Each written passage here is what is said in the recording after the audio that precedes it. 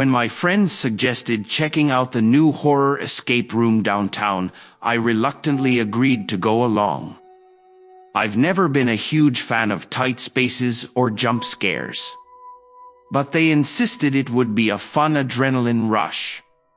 We arrived at the ominous warehouse on a drizzly night.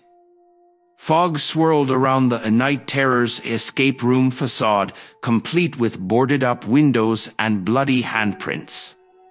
Maybe this wouldn't be so lame after all. Inside, a man in a dark suit greeted us. "Welcome to Night Terrors. Let me explain how this works.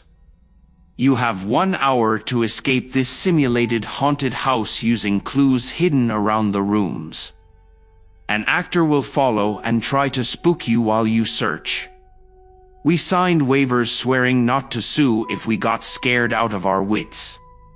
Then the man led us to a closed door down a hallway lit by dim sconces. "Your time starts when you enter this door," he grinned. "Let the nightmares begin." With nervous anticipation, we stepped through the door into a dingy parlor.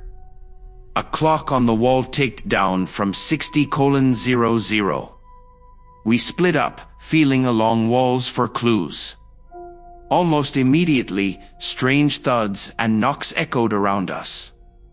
I jumped as a blood-curdling scream sounded from above. Lights flickered ominously as a shadowy figure lumbered down the hall, snarling. Must be the actor trying to scare us. I tried to ignore him, focusing on locating keys and combinations listed on our clue sheet. We scrambled through several rooms over the next 20 minutes, solving bizarre puzzles and codes to open secret doors as the hulking figure stalked us. My friends shrieked as it popped out from behind paintings and inside cabinets. I had to admit it was pretty fun. Until we reached a room made up like a grimy bathroom. Scrawled in red on the mirror, "You're running out of time." We still hadn't cracked some of the tougher clues. Our group bickered, growing frustrated. That's when the lights cut out, plunging us into total darkness.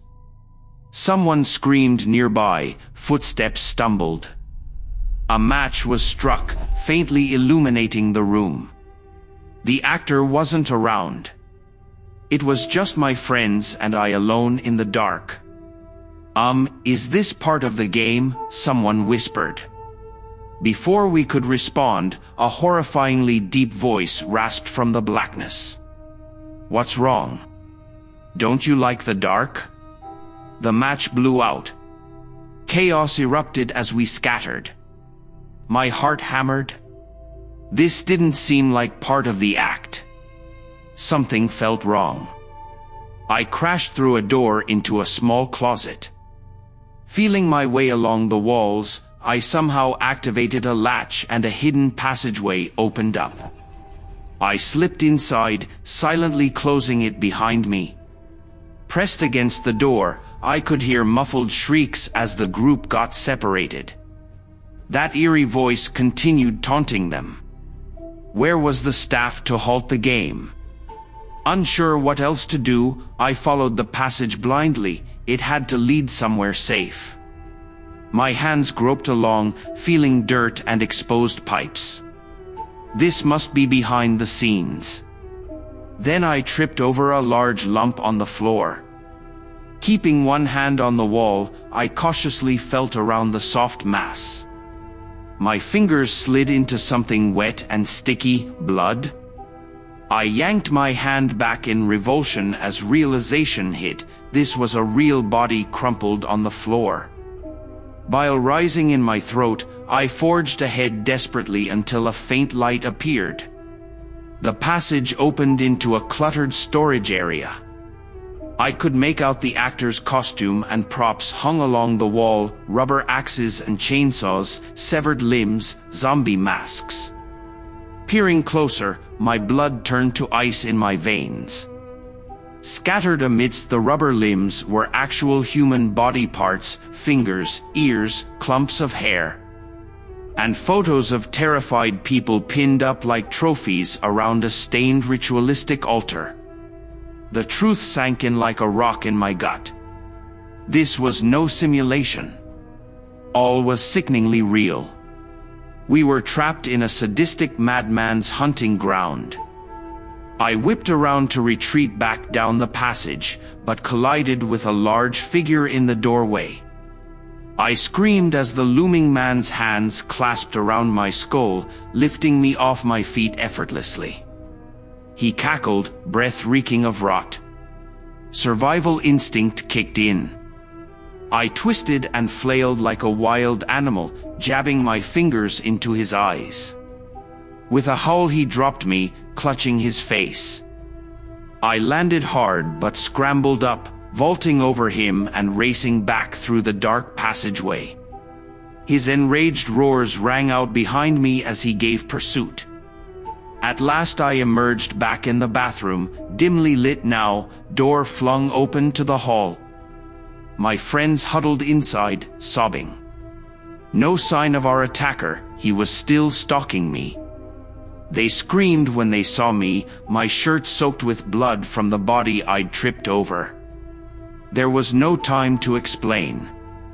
I just shouted, "We have to get out of here." Grabbing their hands, I pulled them down the hall toward where we had entered. We made it to reception just as the maniac burst from the dark passage, spotted us, and charged like a deranged gorilla. The well-dressed staff stared in confusion as I tore past them yelling, "He's gonna kill us." They moved to block his path as we escaped out the front entrance into the night.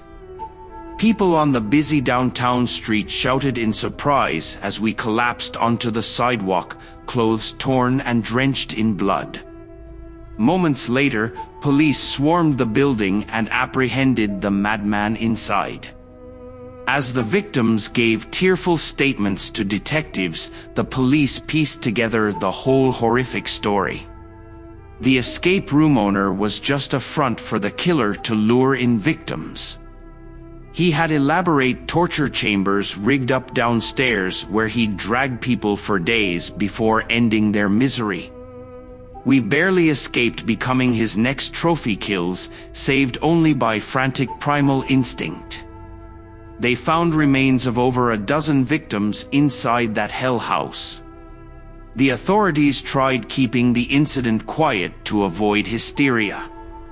My friends and I were offered counseling for PTSD, which we gladly accepted after the trauma we endured. They say what doesn't kill you makes you stronger. And while I don't feel stronger, I do see the world differently now. Danger lurks even in the most innocent facades. There is horrific evil that hides amongst the everyday. And I'll never look at escape rooms the same way again. Because reality turned out to be more terrifying than any simulation could invent. We escaped by the skin of our teeth from the genuine house of nightmares.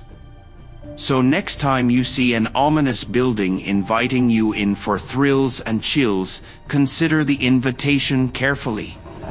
You never know what screaming horrors could be waiting for you just behind that foreboding door. The nightmare you enter may have no exit.